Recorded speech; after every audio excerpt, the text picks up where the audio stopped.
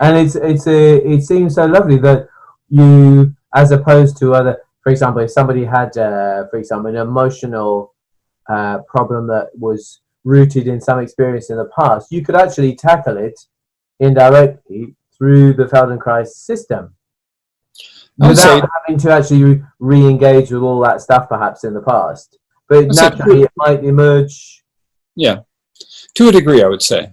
I wouldn't say that, all emotional traumas or issues will just resolve on their own through doing Feldenkrais lessons. But a lot can, and a lot of the habits that have formed as a result of somebody having trauma or having challenges early in their life, as well as physical trauma, those things can resolve.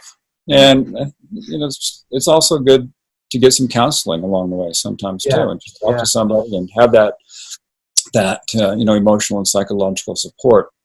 But it addresses in a very interesting way emotions. And I'll tell you this quote from Moshe from Body and Mature Behavior, that without movement, without muscular contractions, there are no expression of emotions.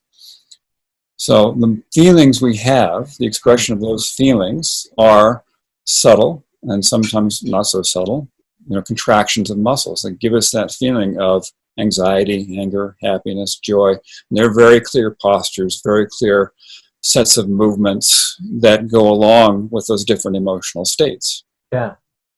And he goes on to talk about how emotions are one of the key things that shape our posture as well.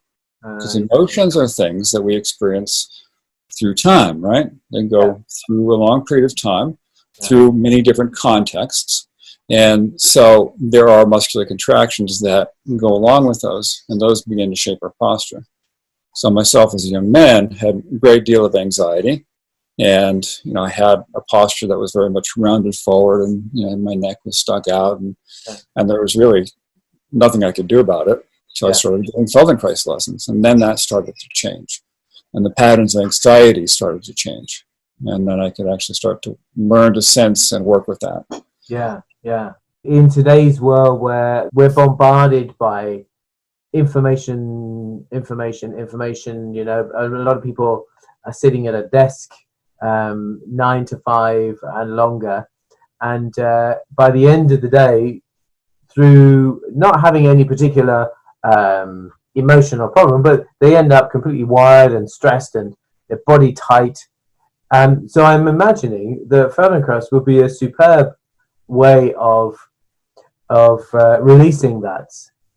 Absolutely, definitely. Yeah. And you working at a desk and you're bombarded with all this information, and there are certain postures or certain ways of sitting, moving, organizing yourself for that kind of thinking, for that kind of processing, for that kind of interaction with your computer or whatever you're doing, that, over, 6, 8, 10 hours during a day is going to have an impact on you. Your nervous system starts to anticipate, okay, we're going to be doing this again and again and again. And so it just kind of keeps that in play, so that those habits really start to form and become more cemented. Feldenkrais lessons are a great complement to that, and that they can really help you reset, come back to a more balanced, neutral place from which you can move. Yeah. I would add another thing about posture. Moshe's definition of posture is the ability to move in any direction without preparation. Interesting. Yeah. And that's going to vary from context to context, right? Yeah. I can see where that comes from in the martial arts. There you go. Yeah. Exactly. He called it acture. He didn't like the word posture because it's too static. It becomes a thing to which people think they need to help themselves rigidly. Yeah. And acture, he thought, was a much better term for it because it assumes some action. You're going to move in some way. We're always moving in some way anyway. Yeah.